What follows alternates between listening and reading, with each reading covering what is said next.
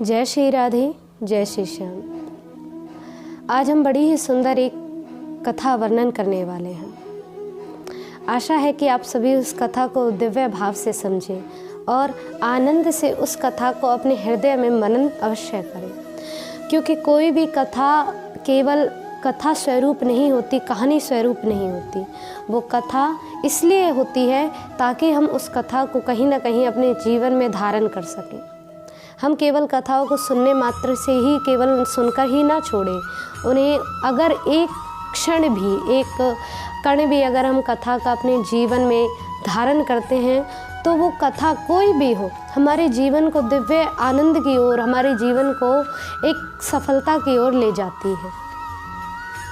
एक उदाहरण मैं आपको देती हूँ कि कहा जाता है, हमारी ये स्वरूपता हो गई है कि आजकल जो कलयुग के मनुष्य हैं उनका स्वरूप और स्वभाव ऐसा है कि संसार से अगर आपको कोई वस्तु मिलती है तो आप उसको बड़ा ही चिंतन करते हो, उसको बड़ा ही शुक्र मानते हो। लेकिन प्रभु ने जो हमें प्राप्त किया है और उस प्राप्त वस्तु को भी पाकर के भी हम उनका शुक्रियादा, प्रभु से उनका चिंतन हम भूल जाते हैं, विसार देते हैं।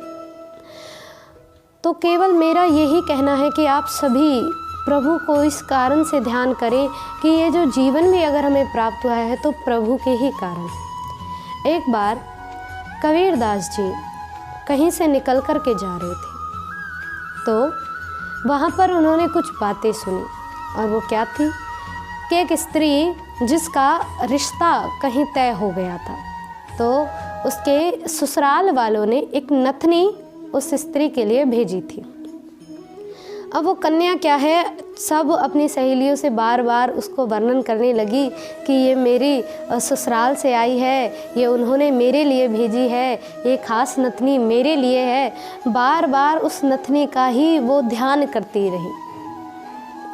अब कबीरदास जी इस बात को सुन रहे थे। कबीरदास जी ने सारी बातें सुनी और जैसे ही जाने लगे तो उनके समीप होकर के निकले तो बड़ी सुंदर बात कबीरदास जी ने कही, और वो क्या थी, नथनी दीनी यार ने तो चिंतन बारंबार, नाक दीनी कर तार ने तो उनको दिया विसार। अर्थात नथनी दीनी यार ने, नथनी तुम्हारी प्रिय ने दी है तो उसका चिंतन बार बार कर रही हो, लेकिन जिस नथनी को जहाँ तुम पहनोगी वो नाक तो उस ऊपर वाले ने दी है, वो जहाँ उस वस्तु का प्रयोग तुम करोगी वो तो प्रभु श्री कृष्ण की और गोविंद की कृपा से ही प्राप्त हुई है।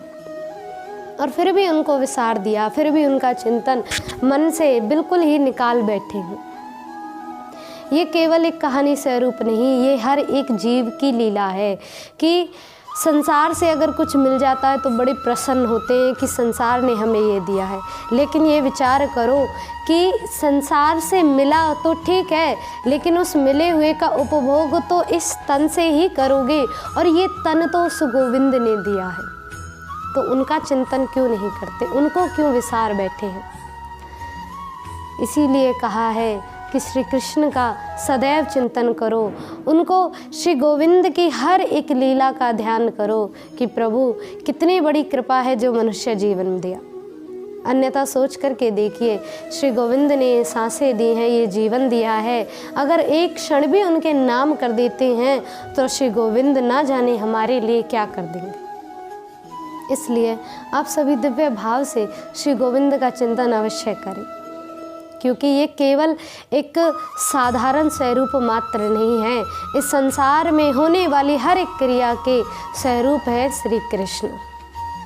जिस दिन हर एक जीव में, हर एक प्राणी में कृष्ण के दर्शन होने लगे, उस दिन समझना कि आज हमारा कथा सुनना भी सफल हुआ, हमारा जीवन भी सफल हुआ, हमारी हर एक क्रिया आज मानो सफल हो गई।